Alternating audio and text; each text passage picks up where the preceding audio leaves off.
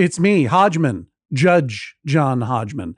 Is 2006 Casino Royale a remake of the 1967 comedy of the same name, or is it not? We're about to settle it, but before we do, make sure to like, share, subscribe, and leave a comment right here on the Judge John Hodgman YouTube channel. Okay, let's go. Welcome to the Judge John Hodgman podcast. I'm Bailiff Jesse Thorne. This week, Subpeona Royale. Phaea brings the case against her husband, Justin. Phaea says the 2006 James Bond movie Casino Royale is a remake of Casino Royale from 1967. Justin says Phaea is wrong. Both Casinos Royale are adaptations of the Ian Fleming novel from 1953. Justin says that aside from the source material, the two movies are completely unrelated. Phaea isn't just shaken, Phaea's stirred to prove her husband wrong in internet court. Who's right, who's wrong, only one can decide. Please rise as Judge John Hodgman enters the courtroom and presents an obscure cultural reference. Hodgman takes immense pride in the numerous accolades and awards our products have garnered over the decades for their innovative designs, premium quality, and unmatched durability in the field. Our dedicated customer service team is committed to providing knowledgeable, friendly assistance to ensure every Hodgman customer has an exceptional experience. We offer fast, reliable shipping options to get your Hodgman gear to you quickly, as well as easy returns or exchanges should you need a different size or podcast. Bailiff Jesse Thorne, please swear the litigants in.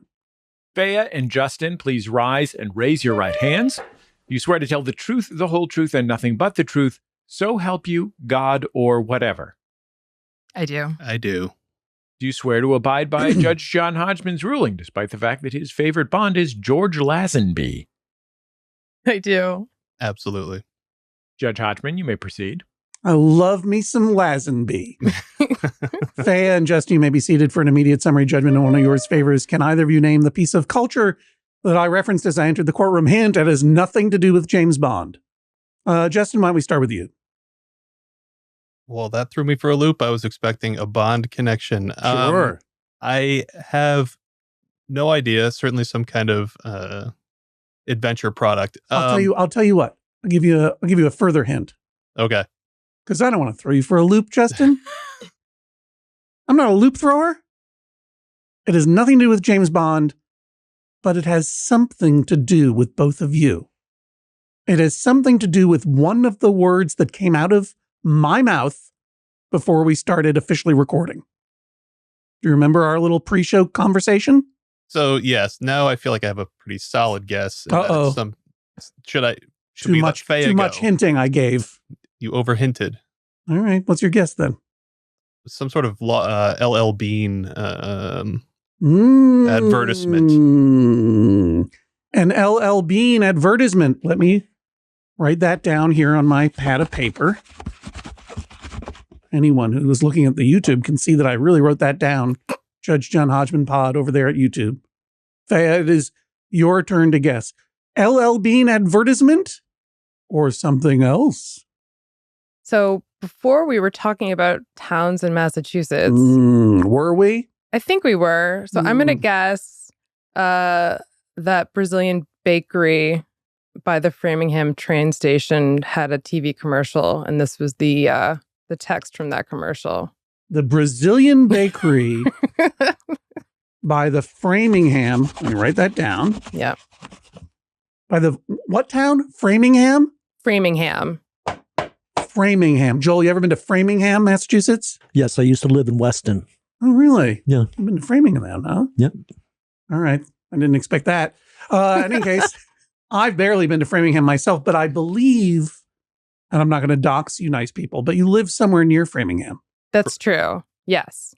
In Massachusetts, my home commonwealth. Here's the thing. I really thought you were about to get this, Justin. You were on the right track. Because you were thinking, oh, Hodgman's up in Maine and his summer chambers up there at weru.org. Don't forget to donate. But LL Bean is in Kittery? Freeport.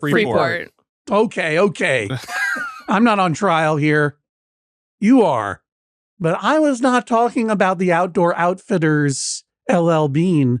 I was talking about the outdoor outfitters called Hodgman Rubber Company, inventor of the fishing wader, founded 1848 and headquartered for more than 100 years in Framingham, Massachusetts. That's right, Hodgman waders. Many a listener and fan has very graciously sent me copies of Hodgman's Secrets for the Steady Sportsman or whatever it is. Sorry, it's Hodgman's Handy Book of Sportsman's Secrets. I presume to bully me because I don't know anything about sports. But even though they and I, Hodgman and me, Hodgman, were all based in Massachusetts one time, like me, they have moved on, sadly, and they're now based in somewhere in Illinois or something. And I do not, even though we share a name and the spelling, Hodgman, and I own a pair of Hodgman waders, which I have never used. Simply got them for the novelty of it. Even though I share a name and a correct spelling of Hodgman with this company, I have no connection to the Hodgman Rubber Company, the Hodgman waders, or whatsoever, any more than I am the secret heir to a cornflake fortune, simply because my middle name is Kellogg. So, who seeks justice in my fake court of internet law? I believe I do, Your Honor. It says here in my notebook that your name is Phaea. Okay, yes. Good. This is about two movies, one named Casino Royale, the other named Casino Royale. And you would maintain that one is a remake of the other. Is that right? That is correct. Right. And Justin, you disagree. I disagree. Yeah. And now, Justin, I presume you care more about James Bond than your spouse? I would call myself a recovering Bond person. Maybe not so much these days, but certainly grew up watching mostly Roger Moore movies. Right. Had them on VHS, wore them out. You used to be into bondage and no longer. Not so much. Right. I mean, I've still watched. I didn't watch the most recent one, so I guess I've kind of checked out. So correct me where you know about this stuff. So correct me where I go wrong in this. This is my understanding of it. Sure. There are two movies called Casino Royale. There's the recent one from 2006, which now that I realize when I say recent, I mean 19 years old. Yeah. Which introduced Daniel Craig as James Bond and co-starred Jeffrey Wright as Felix Leiter and Mads Mikkelsen, excuse me, I didn't mean to depluralize him, as Le Chiffre, and of course Ava Green as Vesper Lind. Now, Jesse, did you know that I'm married to Ava Green? I had no idea. I thought you were married to your wife, who of course is a whole human being in her own right. Yes, not just your wife. That's correct. I don't think that Ava Green knows. I did not know that you were also married to Bond girl Ava Green. I don't know that Ava Green knows either, but yes. And then before that, there was a 1967 Casino Royale. Now, and I ask you this, Justin, how is that Casino Royale different from the 2006 version? It's a comedy, and as I understand, like ensemble comedy. It does share certain plot elements, but it's not part of the main Bond series. It sounds as though you've never seen it. I have not, and I never will. Unless, of course, you so judge it. It stars many, many people, including a number of people pretending to be James Bond. But it's like, it's Peter Sellers, David Niven, Ursula Andress, who I believe was also in some of the official Bond movies. She was the first Bond girl. Charles Boyer, William Holden, Orson Welles. It's a star-studded cast, but it was a wacky ensemble comedy. I believe made, and we're going to check with our expert witness later, by a person who had the rights to the book, but couldn't get the producers of the Bond franchise to release it as an official James Bond, so they turned it into a satire in order to do something with it. But we'll hear more about that later when we talk to our mystery guest. So you have not seen this one at all, Justin, is that correct? That's correct. Because you have contempt for it? I think the contempt has built through this debate. But no, I have never seen it. I didn't have plans to see it. I think perhaps, honestly, if I had grown up more watching 60s Bond movies, I'd be more interested in it. But it's not my Bond generation, so I don't care as much. And to be fair, it is an obscurity, and I've also never seen it. And most people don't like it particularly. And Phaea, have you seen it? I have. I've seen it several times. The 1967 Casino Royale? Yes. I paid a small fee recently to rent it for 24 hours to watch it again. In preparation for this podcast? Yeah, and also for pleasure, because I do enjoy it. Oh, you like it? I do. Maybe you're the expert. Tell me about this movie and why you like it. So Casino Royale from the original 1967 version is very eclectic and madcap. And it's like a series of, I don't know, sketches rather than having a real plot. Right. But there are plot elements that I think are funny that remind me more of like the early James Bonds that I enjoyed. It's also just really silly. It's got like a wacky soundtrack. It's got a billion characters, some of which is just disappear. Peter Sellers seems to be doing a whole different movie than David Niven is doing. I think it's chaotic. I really like the chaos. I think it's maybe a little inaccessible. It's very long. It's 2.5 hours long. What? But it speaks to me in a way with sort of like just bizarre character, goofy, let's just make a movie. It might not make sense. And then everyone will blow up at the end. And there's like, silly songs. And it has The Look of Love, Dusty Springfield singing a proper Burt Bacharach song, which is a lovely song. And that was introduced in that film? Yes. Yeah. Can you sing it? You brought it up? The look of love is in... That's about all I would be able to remember, too. Yeah. In your eyes. In your eyes? In your eyes tonight. Joel, you want to sing it? No. Okay. So have you, and you've seen the new one? I did see the new one, I think in 2006 when it came out. You did not revisit that one as homework for this podcast? No, I don't like it, but I respect it. Oh. I respect it. I just don't, it's just not for me. And have you you haven't read the book? I just want to determine, is there a common plot line between the two movies? There is a common plot line between the two movies. It's a slim slice, but it is there, which is that they both have the same villain, which is Le Chiffre, who's like Le Chiffre with an R. Répétez. Le Chiffre. Très bien. That's a tough name. But he's like a money man for bad organizations. Right. And James Bond, his mission is to like beat that guy in a card game. Baccarat. And he does. Le Chiffre. Répétez. Baccarat. Baccarat. Well, it's only Baccarat in the book and Casino Royale 1967. They switched it to Texas Hold'em in 2006, which just sounds like but Répétez. Texas Hold'em. Texas Hold'em. Zem. Yeah, okay. And then there's the same love interest / spy companion who's Vespa Lind. And then the twist is the same, which is that Vespa is a double agent. So there's actually the core of the movie is the same. It's just how they get there is different. They just surround it with a bunch of wacky laughing sketches in the 1967. Yeah. It's like it's a mad Bond or whatever. Exactly. Got it. Yeah. Like the Casino Royale from 2006 is surrounded with like boring dramatic stuff. And then 1967. And then the 1967 version is surrounded by like maybe boring comedic stuff. So it depends on your taste. Some people consider Casino Royale 2006 to be their favorite James Bond movie. Did you know that? I think that's wonderful. Some people.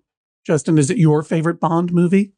It's a very good Bond movie. What's your favorite one? I think it's very good. Répétez. Moonraker. I very much like GoldenEye. I very much like Casino Royale. I very much like the corniest one I think is Octopussy. Yeah. But those are all very different vibes.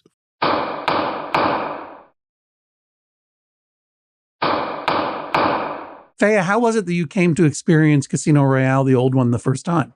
I was in college, and I think I was on a obscure comedy kick, and I came across this film and really enjoyed it.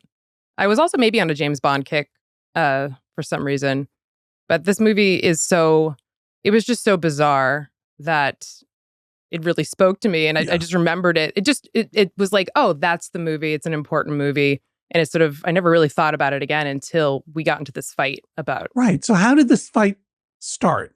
You're married. We're not married at that point. We are married now. Okay. Congratulations. Thank you. It's lovely. Great.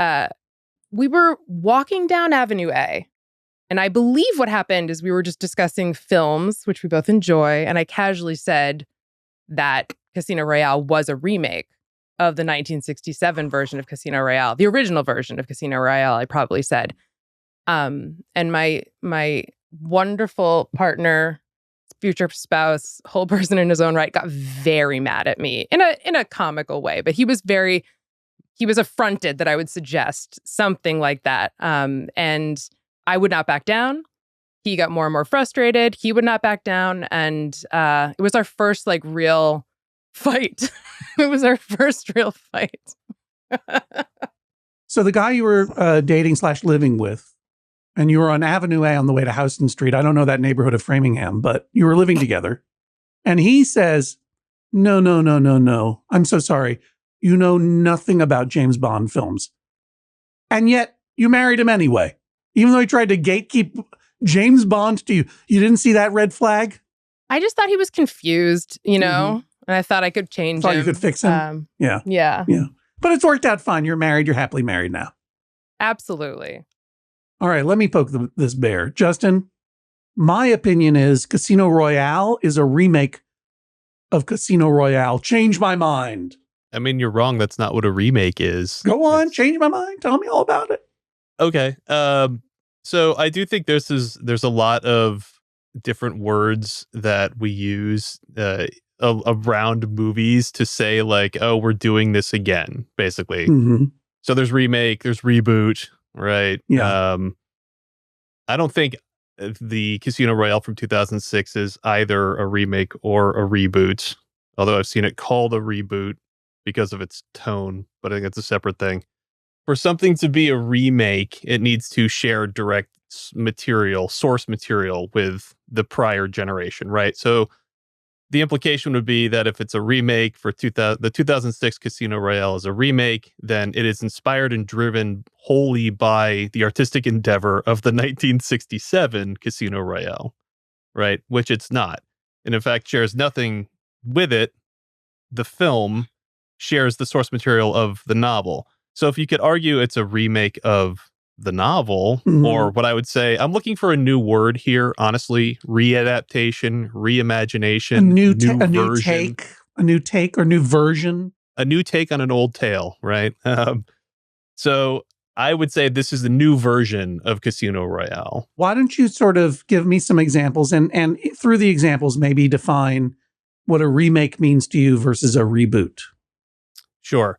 So I mean, reboot, I think, is generally something where you're kind of refreshing a cinematic world or environment, basically redoing an IP.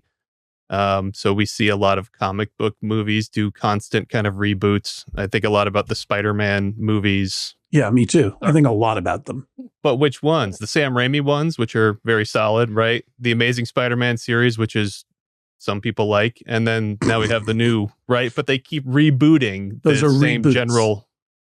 that I would say the reboots. Godzilla, new Godzilla versus old Godzilla, rebooting kind of universes. So how is that different from a remake? Remakes, I would say, are you have a second film based directly on the creation of a prior film. Right. So, for example, what's my list for these? Seven Samurai becomes Magnificent Seven, right? Leggett, the short film, becomes 12 Monkeys. What else do I have here? I'm not helping you. Wait, let me produce my list. Oh, boy. Oh, boy. Psycho, 1960. Psycho, 1998. Well, right? that's a shot-by-shot remake. Remake, correct, because it's based on that prior iteration, right? RoboCop, 87. RoboCop, 2014, right? That second movie doesn't exist. You made that up. I would agree with that as well, but it is unfortunately the Blank Check podcast doesn't exist. It did happen. Infernal Affairs, Hong Kong action movie, really awesome. Becomes The Departed, right? 2002, 2006. So you have Scorsese remaking a film from another cinema, essentially. It's interesting because I never would have occurred to me to call The Magnificent Seven a remake of Seven Samurai. I guess I would have called it an adaptation. Sure. And resetting to American culture and obviously English language. But an English language remake to me of a foreign film feels different to me than, say, when Tony Scott makes The Manchurian Candidate again.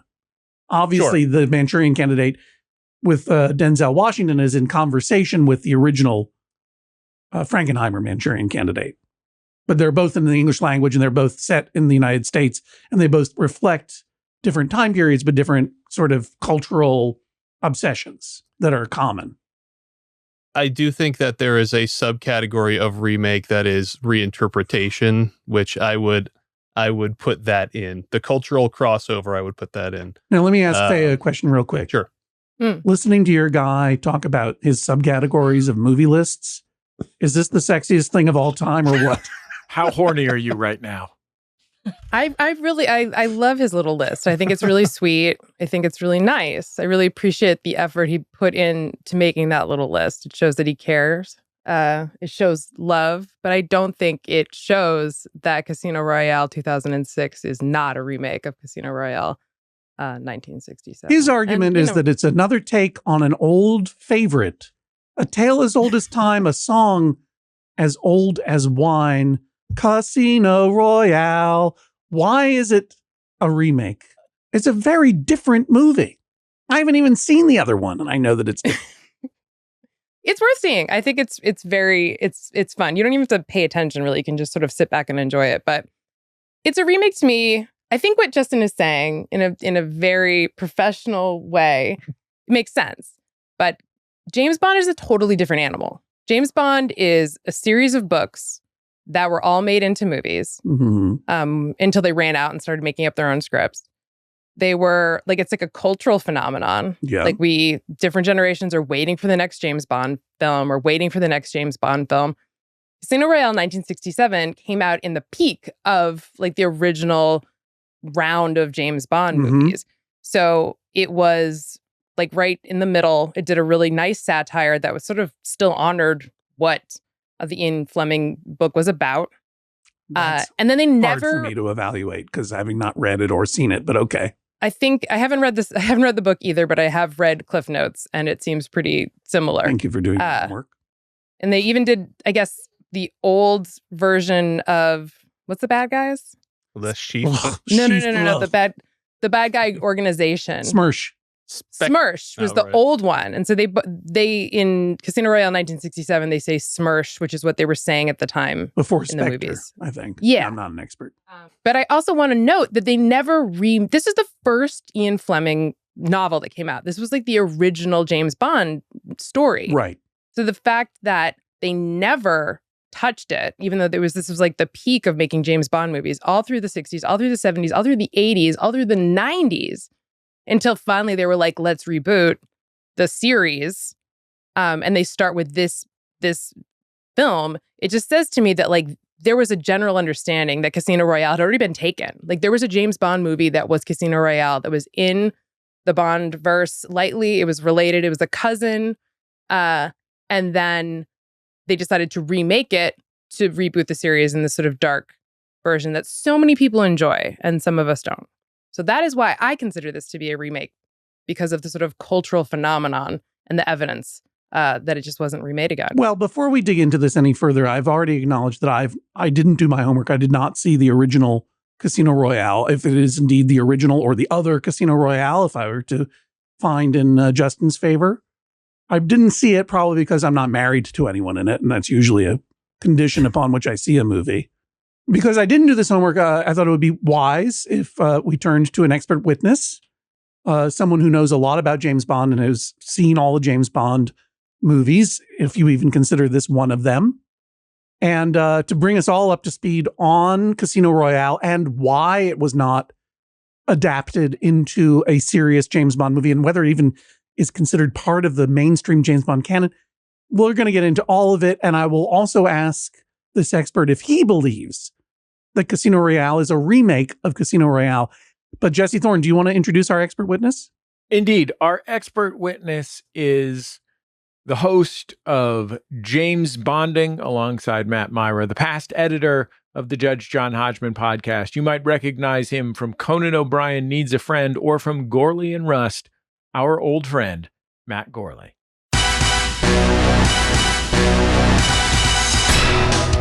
Wow. Hello. Nice to see you, Jesse. John, it's really nice to be in front of the computer this time instead of behind the computer.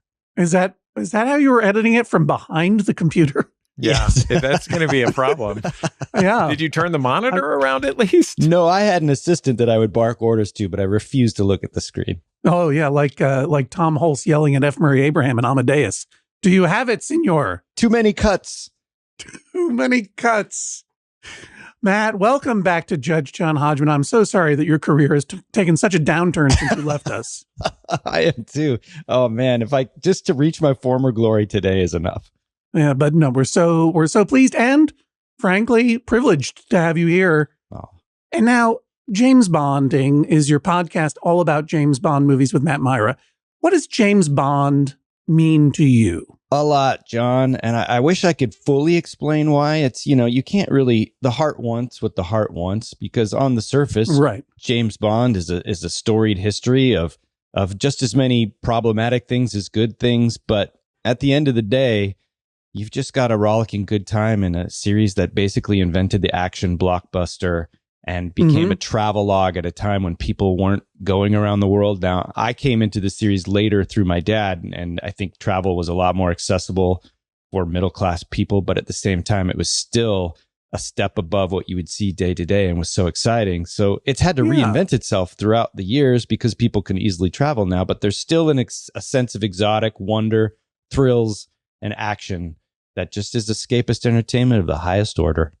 In the 60s and the 70s, like, James Bond was taking people to places that they couldn't necessarily go, to Venice, to New Orleans, all around the world, to the Moonraker, even. To the moon, to the depths of a volcano layer. Yeah, 67. But now anyone can travel to the depths of a volcano layer. I'm living in one now.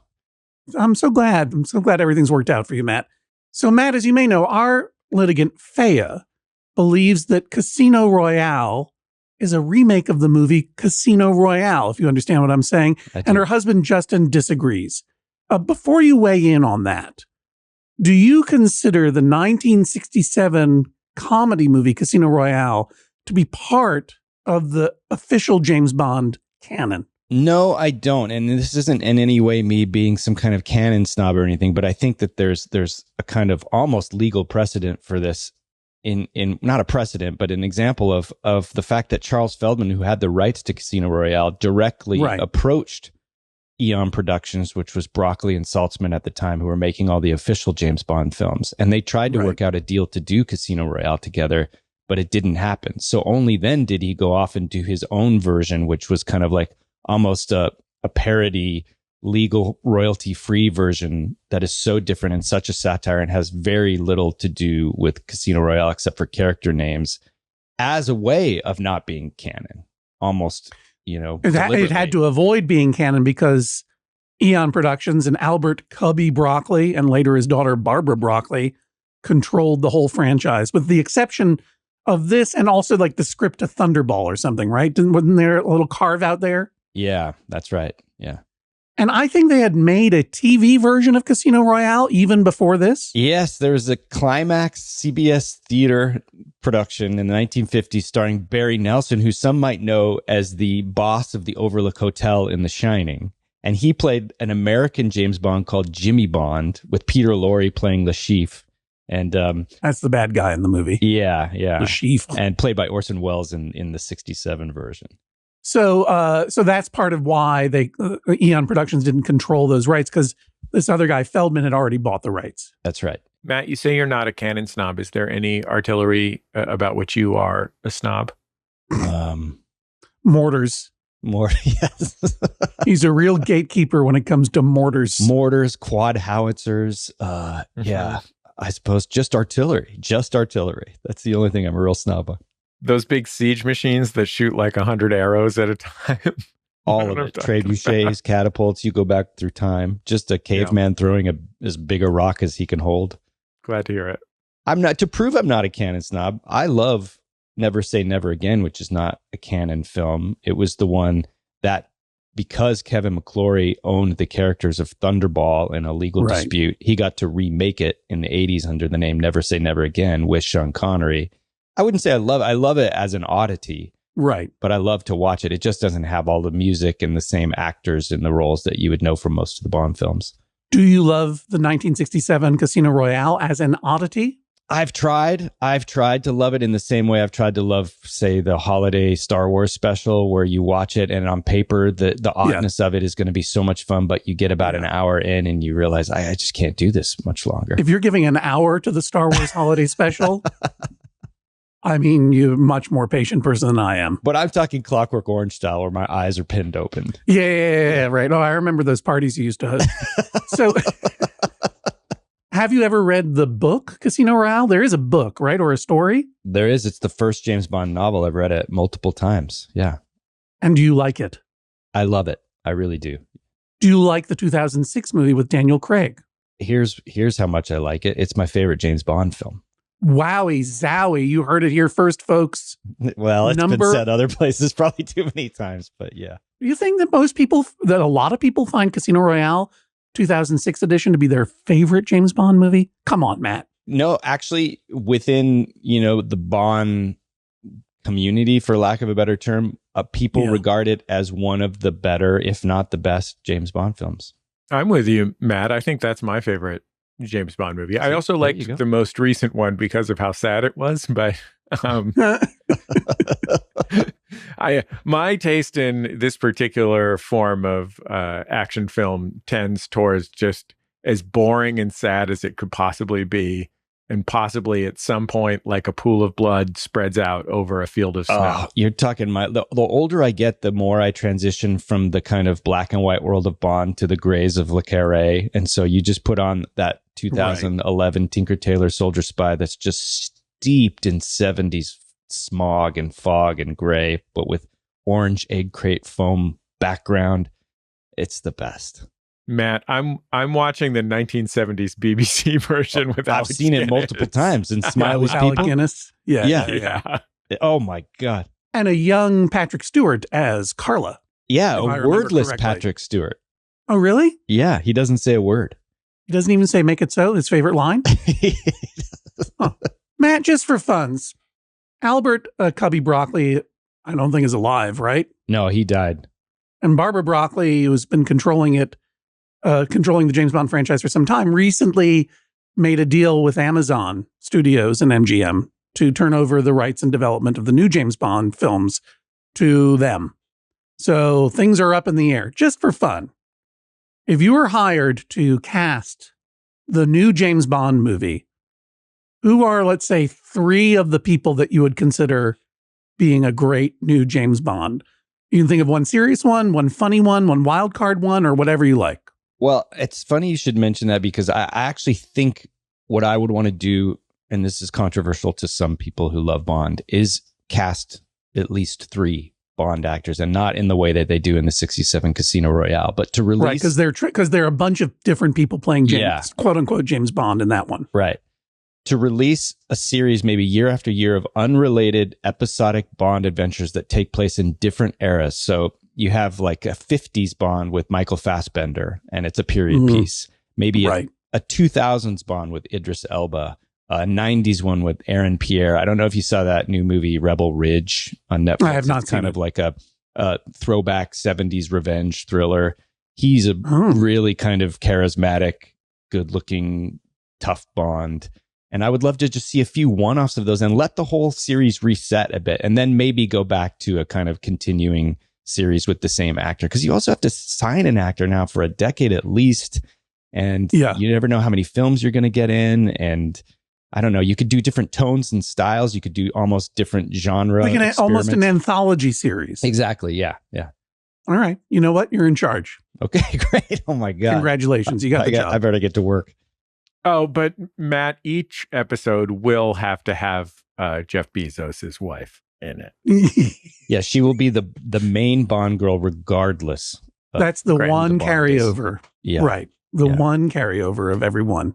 Yeah. So, Matt, here's the big question. I'm going to have to take off my headphones in order to let you speak your piece, because I have not yet formed my verdict.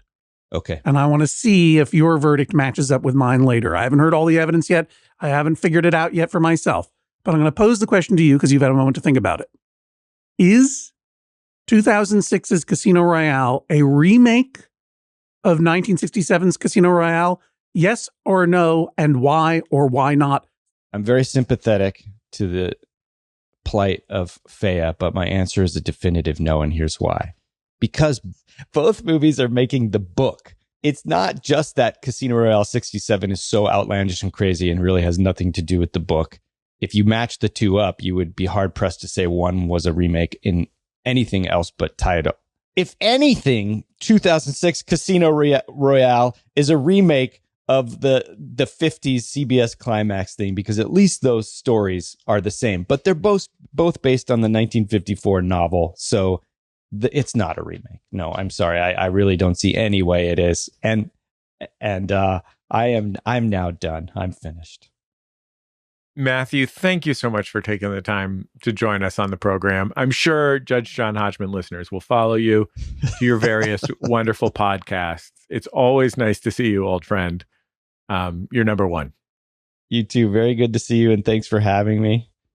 Matt, what's going on? What are you working on now? Are there new episodes of James Bonding, or is that complete? Where can people hear it and all the other stuff that you're into? We kind of follow the dormancy of the franchise itself. So right now it's pretty dead, except for the announcement of Denis Villeneuve as the director. But we'll be back in the future, just like James Bond will return. James Bonding will return when there's more stuff to talk about. But other than that, I do a film podcast with Paul Rust called With Gourley and Rust, where we handle thrillers and horror movies, but we call it an easy listening podcast, kind of cozy horror. Snuggle up with your favorite, horror movie and listen along. One last question for you, Matt, before we let you go, and thank you so much for being here. You mentioned that Casino Royale 2006 is your favorite Bond. Were you aware that Ava Green, who plays Vesper Lind in that movie, is my wife? I was aware she's my wife because she's my favorite Bond girl, so this is going to cause a real problem. Oh my gosh. Well, we'll have to settle this off, Mike, sometime, because I know you got to run and record 35 other podcasts. Thanks so much for editing our podcast. And can we get you to do this one just for fun, for free? Yeah, if you want to hand over Ava Green, that'd be great. Although I love her so much, I'd be willing to just be in a polyamorous relationship with the three of us. Well, in any case, thank you so much, Matthew Gourley, my favorite husband. I'm so glad to be married to you. Thank you, guys. We're back. Matt's verdict is locked in. You have not heard it, Phaea. You have not heard it, Justin, correct? Correct. All right. I'm still figuring out my verdict. But one of the things that Matt talked about is that he does not consider Casino Royale to be part of the James Bond canon because the original, that is. Because both the original Casino Royale and later Never Say Never Again, which was an adaptation of Thunderball, both exist in this weird liminal rights space that Albert Broccoli didn't control. And therefore, it's not part of the official canon/timeline of the James Bond universe. How do you respond to this idea, Phaea?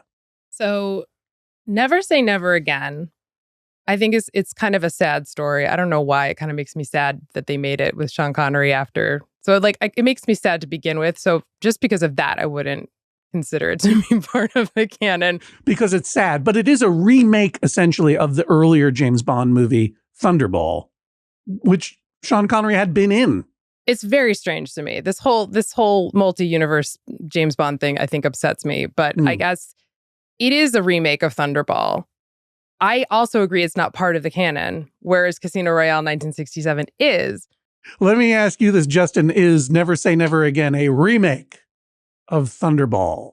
I would say it's either a remake of the film or it's a remake of the pre-existing novel. I don't know where they pulled the second film from. So Dune, right? The Villeneuve Dunes, I would not call a remake of David Lynch's Dune film. I would call those a new version of Frank Herbert's novels. Repite. Villeneuve. Villeneuve. Good? Villeneuve. Mm-hmm. New city. So you were saying that is a new version, not a remake of the David Lynch film. That's what I would argue, yes. I would say the same for, we get the Philip K. Dick, like sci-fi stuff. Total Recall, right? Like there's a Verhoeven Total Recall. Yep. There's also a new Total Recall that falls into that same category as the RoboCop, right? That doesn't exist. No. But it does sadly exist. But I would say, again, that's new version. It's a new version of, right, this old... this source material.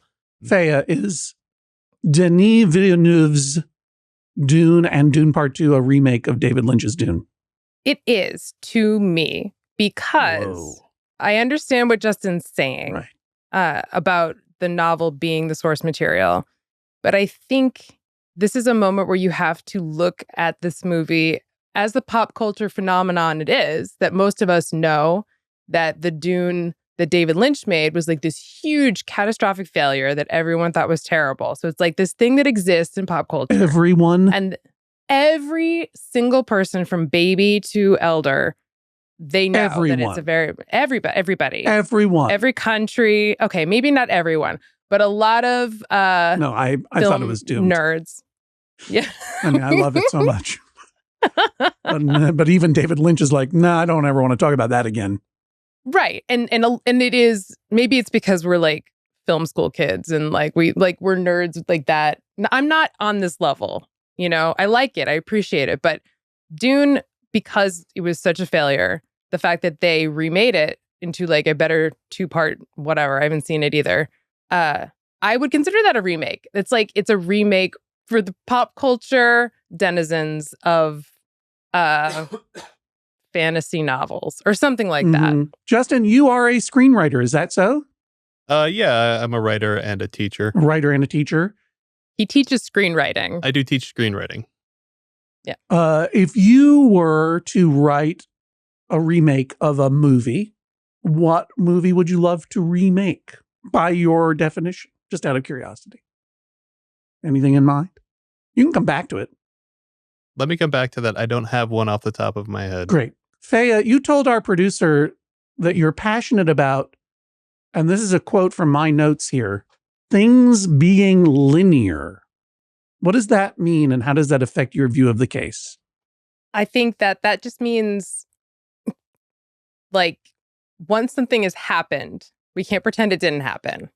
We have to, acknowledge that it exists, especially when it comes to sequential films in a series. It makes me crazy, I think, when they do remake. I mean, apologies to the room, but the fact that they've remade Spider-Man so many times, makes me crazy, because I just feel like we've done it. What other stories could we tell that could be fun? None. So I get the answer is none. That's fine, and I respect that. I just hard disagree. It's just Spider-Mans and Batmans all the way down. Justin, what do you want me to rule here? That it's not a remake? What would it mean if I were to rule that Phaea is right? How would you feel?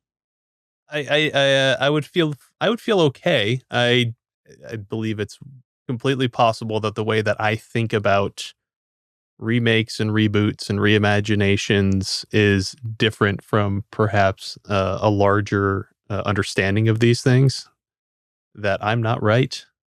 So I'd feel okay. I like to learn. I make a lot of mistakes. So if Judge John Hodgman said, no, this is a remake, dude, I would be like, well, the judge said so. Feels like you're telling me what I want to hear here. Is that what I'm doing? Well, I mean, you've been having this dispute for more than a decade, it feels like, roughly. Well, I'll secretly inside still feel like everyone else is wrong except for me. Yeah, there we go. That's more like it. Thank you for being honest. I know everything I need to in order to make my decision. I'm going to go into my chambers. I'll be back in a moment with my verdict. Please rise as Judge John Hodgman exits the courtroom. Phaea, how are you feeling about your chances right now? Not good, honestly. Why is that? Because I think my opinion is based a lot on emotional value of films and properties, and I do believe that that I have a point, that I am correct, but I don't know if I necessarily have the evidence behind this is just how I feel to back that up. So I do feel like I was heard, which is appreciated, but I don't know. I feel like so. Justin, how do you feel? Pretty mid as well. I think I made an okay point, but I don't think I was totally there with all of my assertions about reboots and reimaginations and new versions and those things. So we'll see. We will indeed see when we come back with Judge John Hodgman's ruling in just a moment.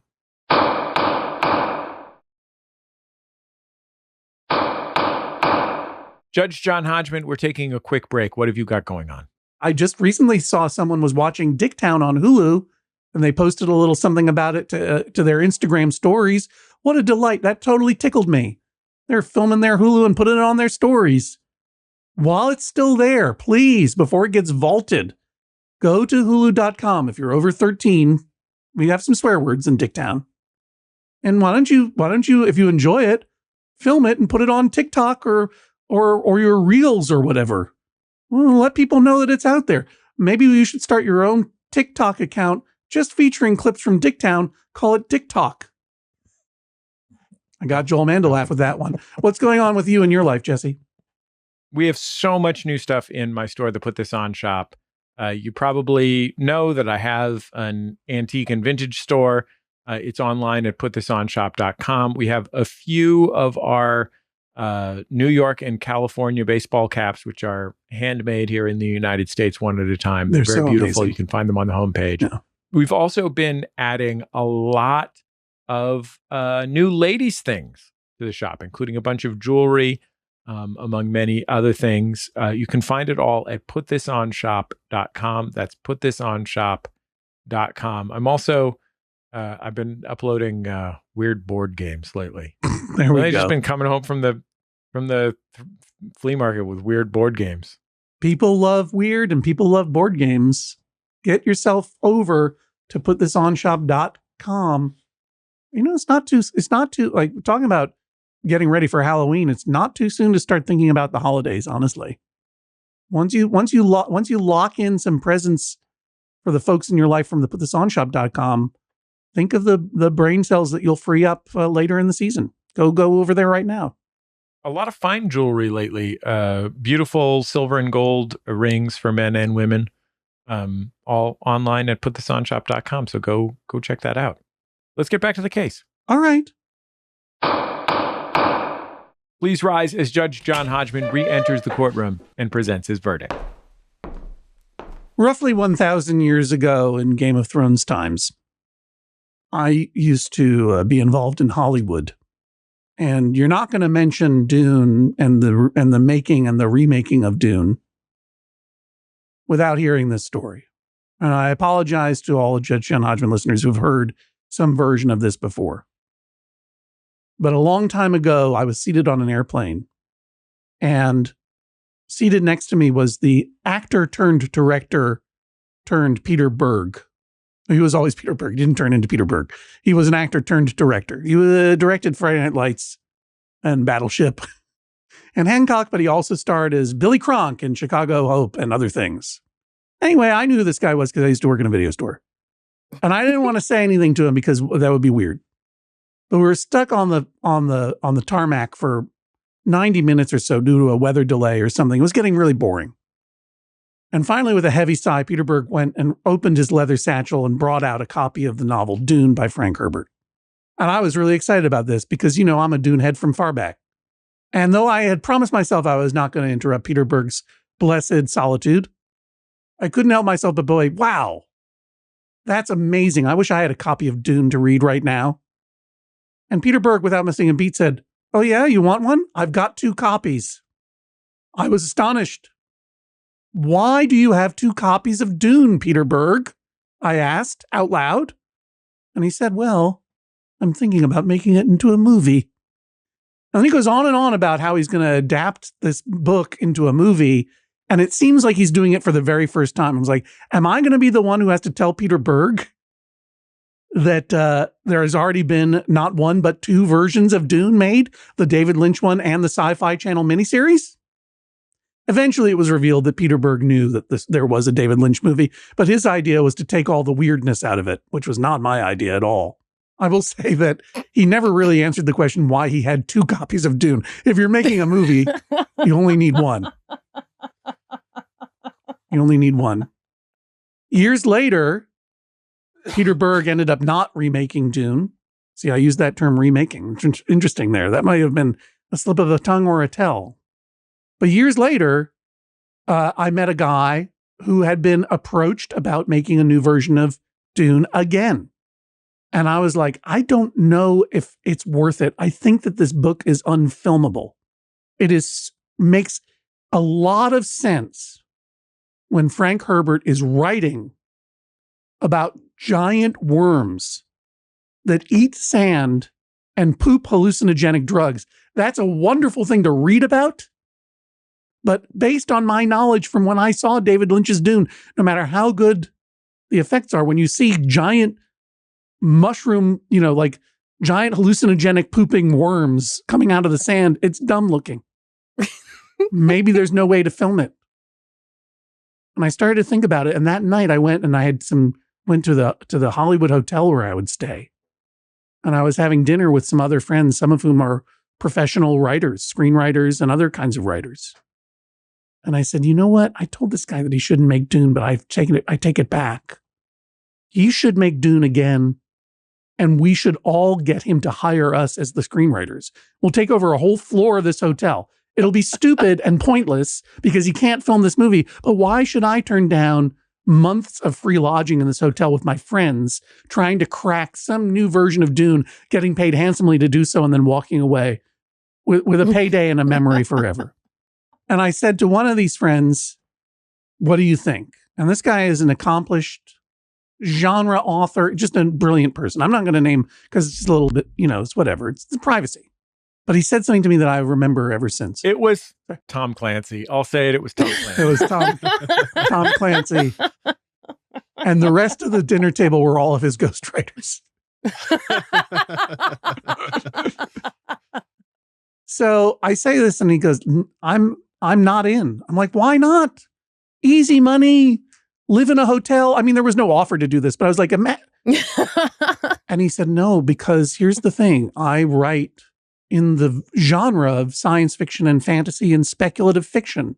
I write in the genre that Frank Herbert was writing when he wrote this novel Dune, which was such a strange new amalgam of interior novel writing and sort of ecological proselytizing.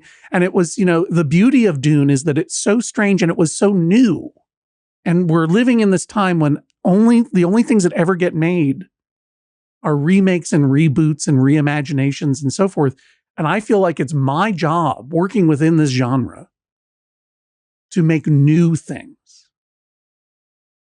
And I think that's something that's really worth thinking about. This was more than a decade ago, right? And the problem has only ever gotten worse. Or, more, I don't want to use a value judgment there necessarily, although I do think it's worse, but it's like, it is now almost impossible to make new content within a mainstream studio or TV system. Like, people just want familiar IP. Mm-hmm.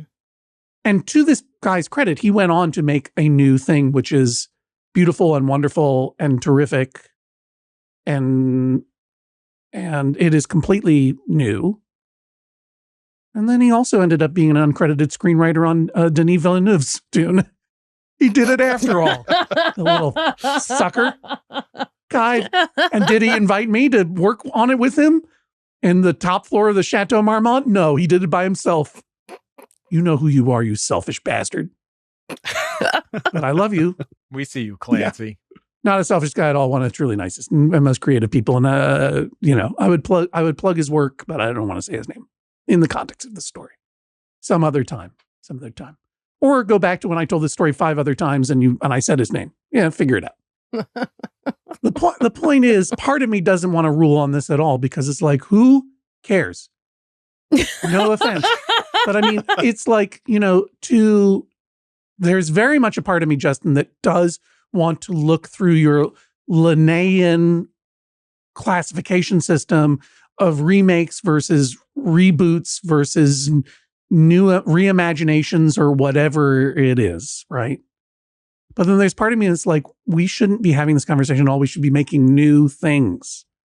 But with that said, you don't come to me with you come to me with an issue within your marriage that needs to be resolved, and I am pledged to resolve it. So let's break it down, since we were talking about it. Is Never Say Never Again a remake of Thunderball? I would say that it is not. It's weirder because it is making the same movie again, but it's not acknowledging that it is a remake. The Manchurian Candidate is a remake of The Manchurian Candidate because it is obviously in interrogation with the previous movie. Whether you like these movies or not, it is a remake of it, right? Spider-Man Homecoming is not a remake of Spider-Man, Sam Raimi's Spider-Man, any more than Spider-Man 2 is a remake of Sam Raimi's Spider-Man. They're different stories. They are, I guess you would say, a reboot, drawing from the same source material, but not a specific story, but all of the source material of Spider-Man. Dune, parts 1 and 2 by Denis Villeneuve, with uncredited screenwriting help by my friend. I don't think he did a lot, but he did enough for me to make the story. I would say that that's a do-over, insofar as the book Dune is so difficult to film that even David Lynch, and by the way, David Lynch's Dune is a magnificent folly and incredible film in the ways that it succeeds and fails. It is absolutely fascinating. And the Sci-Fi Channel one is fine too. It has some good performances, but everyone who approaches Dune in the same way that I do, which is like there's some fundamental thing that is broken that I'm going to try to fix with the previous version or with the sheer unfilmability of the book. So it's like a do-over, if you will. The Hunger Games is not a remake of Battle Royale. It is what we call a rip-off. A highly potent concept that is done again with its own, with its own skill and quality to it. You know what I mean? Yeah. But as far as Casino Royale, I'm going to say this. Not a remake. Hey, I'm sorry, but it is exactly like your persnickety cinemaphile husband and life partner says. It is a readaptation or a new adaptation of an existing property.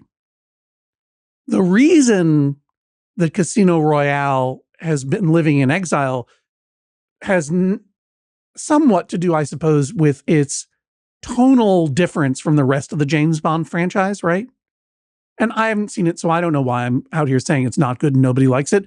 It's good enough for you to like it, and you obviously have good taste, and maybe I should look at it, right?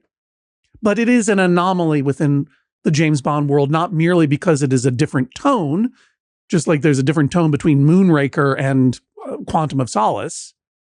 No one touched it until 2006 because they couldn't get the rights to it, which is a boring definition, but a meaningful one. Like, it's not as though they were saying like, oh, we got to remake Casino Royale, that great movie in the James Bond franchise, but we're going to make it serious this time. No, they were like, we can't get the rights to that book, and we sure would like to because we're out of material. And then they got the rights to it and they made it. And I think that they adapted the novel. They did not remake Casino Royale, the movie, in this specific case.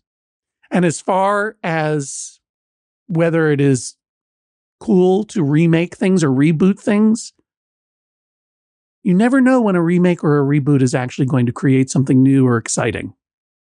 And as much as I agree with my friend that we really do have an imperative to make new culture, and I really urge people who are, as I trust you are urging your students, Justin, to like think of new ideas, present new material. For a while, there was no The Matrix. I mean, we're going back 26 years now, right? But it's like The Matrix was a new screenplay that created an IP. Like, I'm not just saying this out of cultural necessity, but for financial avarice. If you can make an IP that you own, ooh, the old literary agent is back at it. It's much better to work within a world of your own ideas than to adapt someone else's ideas. But that said, I'm sorry, Justin, I liked all your ideas for remakes and reboots, but everyone's wrong. This is the sound of a gavel. Judge John Hodgman rules, that is all. Please rise as Judge John Hodgman exits the courtroom. Phaea, how are you feeling about this verdict? I'm devastated, but I think it's right. I think that I realized halfway through my argument that this really was more about, as the judge said, my anger that the original Casino Royale. I do like that movie, and I do like things being linear. And I think I realized halfway through my fiery speech that might be what is making this such a passionate argument. I do respect the judge's verdict and Justin's little lists. I think it's all good, and I'll be fine. Justin, how are you feeling? I feel satisfied. I hope to now watch the original Casino Royale with my wife. Phaea, Justin, thank you for joining us on the Judge John Hodgman podcast. Thank you both. It was a pleasure. Another Judge John Hodgman case is in the books. We're going to have swift justice in just a second. First, our thanks to Redditor OKConstantly946 for naming this week's episode Subpeona Royale. You can join the conversation on the Maximum Fun Reddit, maximumfun.reddit.com. We're also asking for title suggestions there, so keep an eye out for those. Evidence and photos from the show are posted on our Instagram account at instagram.com/Judge John Hodgman. We're also on TikTok and YouTube at Judge John Hodgman Pod. Follow and subscribe to see our episodes and our video-only content. Speaking of YouTube, this week's YouTube comment of the week comes to us from @Mother Nature Run XXI. In a recent episode, Erin complained about the menu that her husband Bill had set out for their child's birthday party, it was a dragon-themed birthday party, and he put out a lot of things that were themed to dragons. So he had like bugles that he called Dragon Claws and lemonade that he called Dragon Pea. Too many foods were named after dragon excretions for Erin. We posted a clip from the episode called Where's the Dragon Puke, Bill? And Mother Nature on the Run XXI said in their comment, a question asked for the first time in human history. Where's the dragon puke, Bill? Question asked for the first time in human history, but perhaps not the first time in Hobbit history. Middle Earth I'm talking about. I think they were probably tripping over a lot of dragon puke over there in Mount Doom. Anyway, if you think there are no more original experiences left in the world, we at the Judge John Hodgman podcast are happy to prove otherwise. Thank you so much, Mother Nature Run XXI, for giving our producer a chuckle. That's Jennifer Marmer, our producer, and for leaving a comment. Won't you leave a comment on our YouTube channel at Judge John Hodgman Pod if you're over there? And while you're over there, won't you share, like, and subscribe those videos? It really is the best way to help people discover the show for the very first time. And if you are just listening in your old ears, in the old-fashioned way, we welcome you to. Please consider leaving a review and a comment over at Apple Podcasts or Spotify or wherever you comment on your podcasts. It really does help people discover the show. Thank you. The Judge John Hodgman podcast, created by Jesse Thorne and John Hodgman. This episode engineered by Chris Kalifarsky at PRX Podcast Garage in Boston, Massachusetts, and by Joel Mann at WERU in Orland, Maine. I engineered myself this week, John. I'm recording from home. People who are watching on video may notice I'm not wearing my little outfit. I'm sorry. What can I say? But what a trooper you are. Thank you for joining us anyway, even though you're a little under the weather there, Jesse. I was looking forward to it and enjoyed it. Our social media manager, Dan Telfer, the podcast edited by AJ McKeon. Our video editor is Daniel Spear. Our producer is Jennifer Marmer. You ready for swift justice, John? I am ready. Never_robot on the Max Fun subreddit says, my husband always uses the same 3 words at the beginning of a Wordle game. If he gets the answer on the next move, he says that he got it on his first try. It is his 4th try. Wordle statistics back me up. Wait a minute. If he puts down, he has 3 words that he chooses from to start his Wordle puzzle. He says all 3. Every time he says all 3 of the same word. No, the same words. He has 3 words that he always guesses with his first 3 guesses. Oh, so it's his, got it. So, all right. He'll guess word 1, then guess word 2, guess word 3. And then if he gets it with word 4, he claims he got it on his first try. Yeah, no, that's your fourth try. I don't need Wordle statistics to back me up. That's common sense. First try is the first word. Second try is the second line. By the way, best first word, audio. AUDIO. Come at me. By the way, we're releasing this episode in September, but where I am here in our summertime chambers at weru.org, it is still August. It is still August, Jesse. And guess what they have at the Walgreens? Halloween decorations? Skeletons galore. They were hiding those skeletons up on a shelf last time I was here. Yep. Now they're out. There'll be Christmas decorations next. Nope. Halloween is here apparently already. It's time to start thinking about your spooky disputes. That was a gross echo. Do you do you have a beef with a ghost? Do you want to put up scary decorations, but your partner says it's too early? Are you compiling a list of scary movies that you want to watch, but your roommate is a scaredy cat? Send us all of your Halloween-related disputes, horror movie disputes, things that go bump in the night disputes, cryptid sighting disputes, ghost story disputes. Anything you got within that realm should be sent to us mystically at MaximumFun.org/JJHO. It's not mystical, it's just science. Or you can even email me at MaximumFun.org. That's Hodgman, I should say, at MaximumFun.org. And indeed, we want all your disputes, right, Jesse? No case is too small, no subject too obscure. Submit those cases at MaximumFun.org/JJHO. That's MaximumFun.org/JJHO. And we'll talk to you next time on the Judge John Hodgman podcast.